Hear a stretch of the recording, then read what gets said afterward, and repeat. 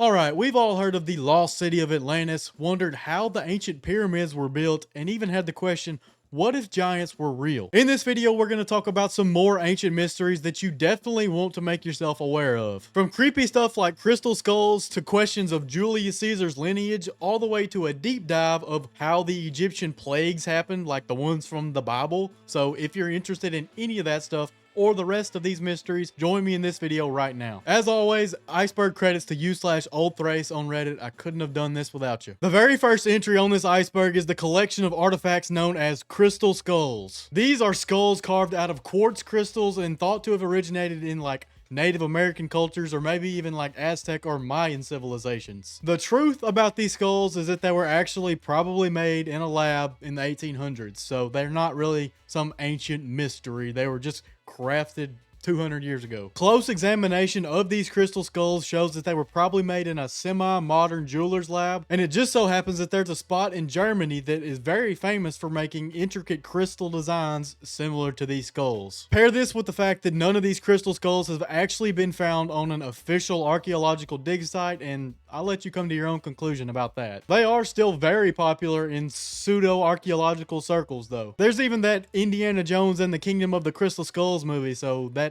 tells you that much at least. Here's where it gets a little crazy though, just a little bit. There's this guy named Joshua Shapiro who is a self-proclaimed paranormal investigator that's obsessed with these skulls. He claims that each skull is a sort of computer that can record the energy and vibrations from the world around it. He claims that these skulls themselves can heal people as well as enhance the psychic abilities of those around it. It makes no sense. It's just what? You can believe that if you want to, but I'm going to choose not to. Thule was a land from Greek mythology written about by Pytheas, who was an ancient Greek explorer and geographer, stuff like that. He lived in like 300 BC or so. He said he once visited Thule, and it existed on the northernmost part of the world. Like, you couldn't go any further north from there. It was the top. Kind of like the North Pole. He said that he found it after sailing 6 days north of Britain, so common theory is that it was either Greenland or one of the Norwegian islands or pretty much any of the Scandinavian countries. Another theory is that Pytheas himself was a completely unreliable narrator, so basically everything he says about everything you have to take with a grain of salt. Anyway, he said that people from Thule lived on a diet of millet and herbs as well as fruit and roots. He also claims that there was a lack of sunshine, which could theoretically lead to, you know, some actual theories about where this place was, but nobody can really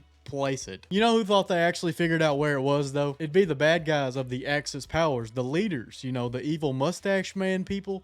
Those people from Germany. Heinrich Himmler believed that Iceland was the true legendary land of Thule, and it was actually the birthplace of the Aryan race. He sent an exploration team to check out Iceland, and he believed that they would find temples to the ancient Nordic gods, which he believed were part of the Aryan race, something like that. It was insane stuff. So basically, if you needed another reason to call these awful people crazy, there you go. Just real quick, thank you so much for watching. It means more to me than you will ever know. If you're enjoying this video so far, hit that subscribe button. It helps me out a ton. And now, let's get back into it. The Mycenaeans were the people that ruled the Greek lands during the Bronze Age and eventually took over the Minoan civilization on Crete, but there's a lot of mystery surrounding them. Some of that includes the fact that they started the Trojan War, as well as, you know, we don't know where they came from or where they disappeared to. I'm going to try to answer some of these questions. The Mycenaean civilization started in around 1750 BC, and they were immediately like a warrior elite society. Think of like the precursors to the Spartans. They had special graves that they called shaft graves, and then later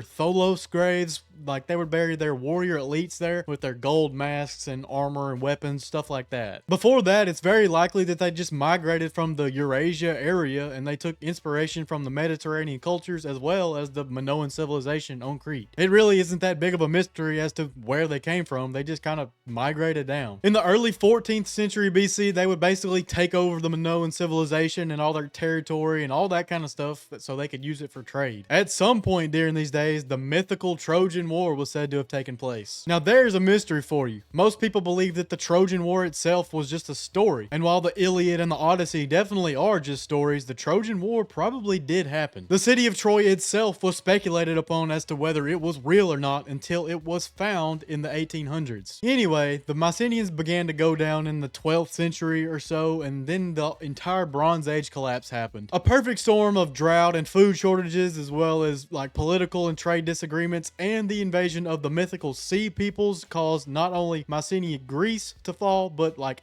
every other civilization of the time. I think Egypt survived, but basically everything else was kind of soft reset. They all came out of it eventually, but it really did set people back for a while. Where did the temple menorah go? Alright, if you're unaware as to what the temple menorah was, it was a 7-branched candelabra that was said to have been used in the tabernacle and the ancient temples from Jewish tradition and the Old Testament. It was made from pure gold, and it was said that they could only use fresh olive oil as fuel for the thing. Like I said, it was supposedly first built by Moses and then carried throughout the tabernacle and temple eras until the destruction of Jerusalem by Rome in like 70 AD. An arch in Rome named the Arch of Titus depicts Roman soldiers carrying stuff out of the Jewish temples and just out of Jerusalem in general. And in this depiction, they're carrying the temple menorah out. That right there is where all concrete evidence of the menorah vanishes from history. Some semi-credible sources said that the menorah was once in the Roman Temple of Peace, which was supposedly one of the most beautiful buildings in all of Rome. That is for about 100 years before somebody burned the entire building down, and all traces of it in history are basically gone. So much for that hypothesis. The menorah once again vanishes from history, and basically that's it. We don't know where it went from there. Some people think it somehow ended up back in Jerusalem. Some say it's deep within the Vatican or something like that. We really just don't know. Some people even think that it was melted down for its gold because it was supposedly made out of pure gold all those thousands of years ago. Honestly, you can choose what you believe, and you'll be just as right as any historian out there because nobody knows. Was Caesarion really Caesar's son? This question is one that I've actually had myself whenever I've been researching Rome and Egypt and everything to do with Julius Caesar. So if you don't know, at one point in Roman history, Julius Caesar had a civil war against one of his former friends that was a member of his own triumvirate, General Pompey. Pompey,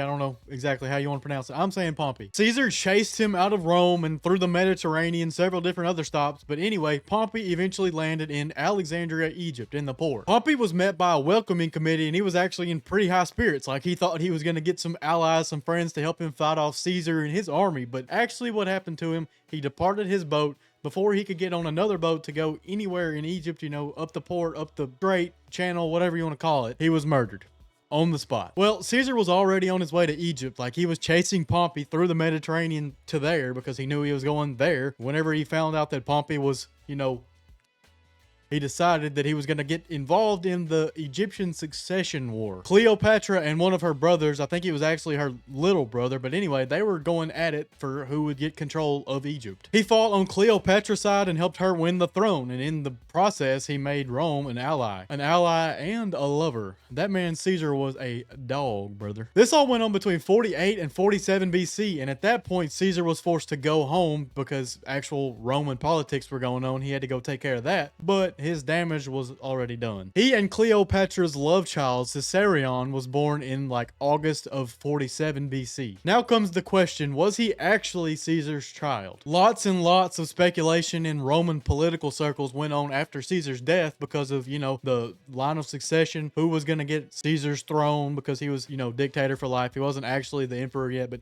anyway, was Caesarion going to have something to do with that, or was it just going to Augustus? That was kind of the real kicker, though, because nobody even realized that Caesar had a child with Cleopatra until he died. Like, nobody knew he existed. To me, that makes me think that he wasn't the actual child of Caesar. Like, he only sprung up out of nowhere because of the line of succession. I'll spare you the back and forth Roman politics and who said he was, who said he wasn't, all that mess, but just know nobody could really prove it either way. At the end of the day, it didn't even matter because Octavian had Caesarion executed. He didn't want any issues whenever it came to the line of succession from Caesar. He just wanted to be the emperor, full stop. Boy, oh boy, he was, and he had a lot of fun doing it. The Vinca civilization in the Balkans is one of the earliest known European civilizations out there. It took place from like 6,000 to 4,500 BC, somewhere in there. It really was one of the earliest complex societies because it was obviously agrarian in nature, like they had agriculture and stuff, but they also had metalwork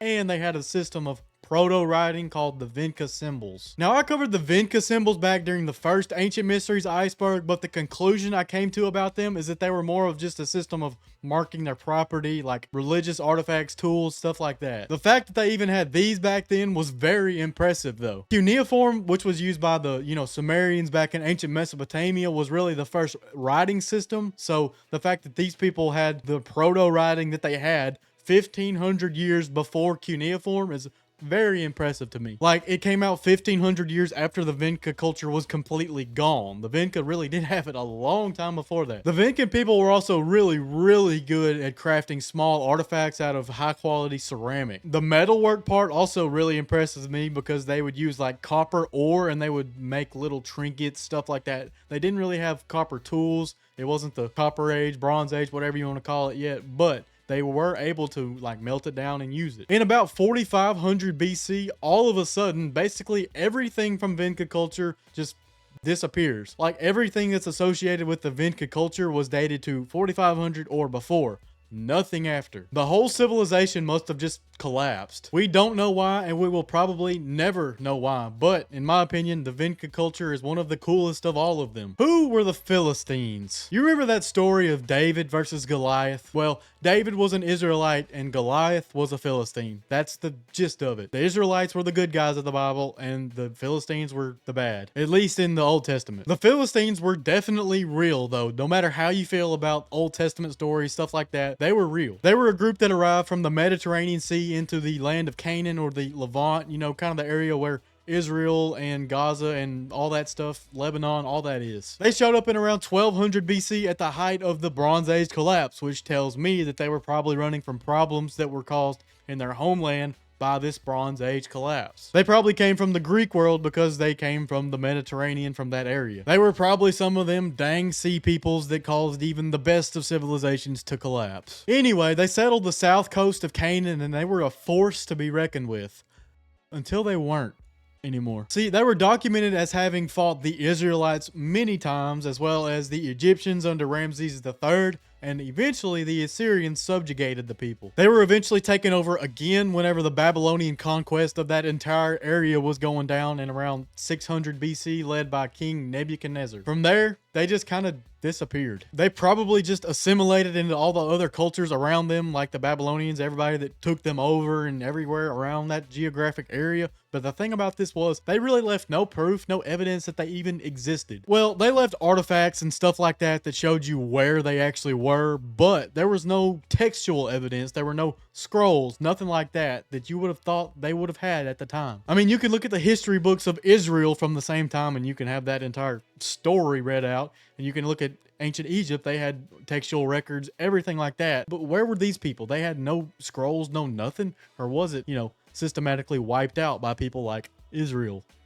Who knows? They just kind of disappeared after they were conquered, so I guess a quiet existence as well. Like no writing, no nothing. It kind of makes sense. Did the 10 plagues of Egypt really happen? Man, we are heavy on the biblical stuff in this one, I'm telling you. The 10 plagues of Egypt were trials sent to Egypt to pressure the Pharaoh into letting the Israelite people leave the nation of Egypt. After his refusal to do so after each and every plague, the plagues would get worse and worse. Basically what would happen was that the plague would get so bad that the Pharaoh would agree the Israelites could leave, but then after the plague was gone, he would change his mind. The plagues are water turning to blood, frogs, lice, flies, livestock pestilence, boils, hail, locusts, darkness, and the killing of firstborn children. The debate as to whether or not this actually happened, and if it did, if it was caused by the Jewish or Christian God. Now, we've got pretty good historical evidence to say that something like this probably did happen. Now, one theory as to how this happened if it wasn't the Jewish God is that it was the volcanic eruption of Thera or Santorini. This eruption we know caused tons and tons of corruption and bad stuff to happen in the Greek and Mediterranean world, but it could have actually had some kind of volcanic fallout, ash, stuff like that affected the Egyptians as well. The mineral cinnabar is very red and definitely would have been contained in this volcanic ash. So if this reached Egypt, it could have turned the water, in Egypt, the waterways, the Nile, stuff like that, into the blood rivers of the plague. This would have caused the frogs to jump out of the water and flood the lands. It would have caused livestock to die because they didn't have clean water and grass. They would have insects that would have field days with the bodies of the dead animals. Acid rain would have caused boils on the people. Locusts would thrive in these humid conditions, and hail would come down as well because of volcanic fallout. Even the darkness is very explainable by the clouds of ash. There's even a theory that the Egyptians sacrificed their firstborn children so that the gods would stop punishing them. That right there basically accounts for all of the plagues. Now, I'm of the opinion that this volcanic eruption and divine intervention from the Jewish God might not be mutually exclusive. Back in the Old Testament, God had a way of intervening on the earth. So basically what I'm saying is he could have caused this volcanic eruption to happen, and that's how he made it explainable to the people. It wasn't just strictly supernatural. But you might disagree, and that's your prerogative, brother. Another theory as to what could have happened is that it was red algae that infected the waters of Egypt. It's less concrete as to how this would have caused all these different plagues, but it could be an explanation. There's one thing from the stories that I really don't think is really explainable by these theories. It's that Moses parted the Red Sea whenever the Israelites left Egypt. I really don't know how that is explainable by an eruption, and I don't know. It could just be a story. We don't know. That was so long ago. It's crazy stuff. But anyway, let me know what you think about this down below. I really want to talk about it. I don't have anybody else to talk about it with, so please talk to me. The mysteries of the Parthenon. This is a good one. The Parthenon is the traditional ancient structure that you think of whenever you think of ancient Greece. It's that old temple in Athens that was dedicated to the goddess Athena, and it's basically constructed strictly of pillars like the ancient Greek pillars that we all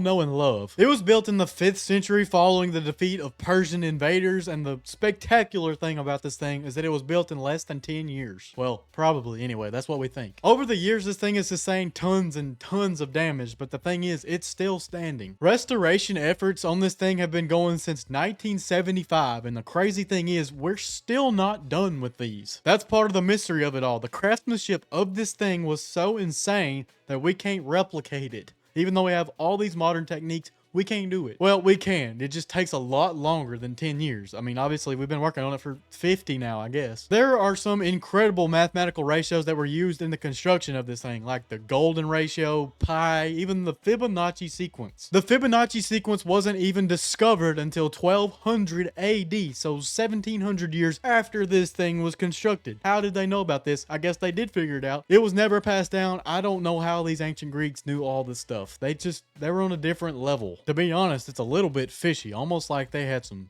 time travel or something. I'm kidding. Ignore me. I'm just a little conspiracy theorist over here in my spare bedroom rotting, talking about stuff on the internet. There are some crazy optical illusions that go on with the columns of the Parthenon. There's this thing called entasis. Basically what this means is that the columns were created with a convexness to correct the optical illusion of hollowness that the columns had whenever they built them. I don't know how they figured all this stuff out. It's way over my head. In general, it was just insane craftsmanship. Like they would figure it out as they were going, and now we can't recreate it because they were just so good. We have crazily advanced building methods and computer assisted fabrication, but we still can't do it like they did. We have nothing on the ancient Greek builders and the Parthenon builders in specific, and I don't know that we ever will. The mystery of Homer. All right, everybody knows the basics of Homer. He wrote the Iliad and the Odyssey, and he was thought to be one of, if not the best epic poet of all time. What you might not know is that nobody knows if Homer himself was actually real, and if he was, where he was born, or if the title of Homer was just that, a title. It wasn't actually a name. To start, we think he was born somewhere between 1200 and 750 BC, probably in like the 700 to 800 BC range, somewhere in there. But we're still not sure. He was definitely Greek, probably born in Ionia, which is like a modern day region of Turkey, somewhere in there, like Anatolia. I don't know. I don't know that area that well. You tell me. I don't know. I'm stupid. He wrote all this stuff in this Ionic Greek dialect, so that's why it's probably in Ionia, but you know, I'm not that smart. You tell me where he was from. Like I said earlier, all this could be a coincidence, and the title Homer could just be a pseudonym that a bunch of writers from this area used whenever they got together and wrote the stories of the Odyssey and the Iliad. Well, they probably didn't even write them. They told them, and they were verbally passed down. That's how we got most of the epic poems, but anyway, that's neither here nor there. Now, if Homer was just one guy, a lot of speculation thinks that he was a blind man. And they think this because in the Odyssey, there's this character called Demodocus who was blind, and they thought he was a self-insert of Homer. Again, this could just be a reach. He may have been a perfectly normal and not blind guy. Well, blind people are normal. That's not what I'm trying to say. I'm going to get canceled over here, but at this point there's really no way to know whether he was just one guy or if he was a collection of writers and this was just a pseudonym. If he was one guy, if he was blind, where he was born, none of it. You know, when he was born, it's kind of all just up in the wind. I do like that the contemporary accounts of him give him a little bit of a backstory. Whenever I was in the 10th grade, I read the Odyssey for the first time. They made me read it, you know, in an English class. It really was one of my favorite things to ever read. I read it again in college for a world literature class. I came from being a Percy Jackson fan whenever I was a little kid. I loved Greek mythology, all that kind of stuff, and reading the Odyssey and then the Iliad, all this stuff, the Aeneid, it all kind of shows me where all the Percy Jackson demigod stuff comes from. Greek mythology and Greek history will always be one of my favorite things to study, so the fact that I get to do this on this YouTube channel is awesome to me. All that being said, whether or not Homer was real, it doesn't matter to me. I love Homer, and he'll always be one of the coolest people in ancient Greek literature to me. That dude will always be a legend to me, even if his existence stays an entire mystery. Speaking of mysteries, check out the entire first Ancient Mysteries of the World iceberg. It's linked on screen right here. If you like this video, you've got about 3 hours of catching up to do on that one, so go ahead, do that right now. I'm gonna go sail the North Sea and try to find the island of Thule. Peace.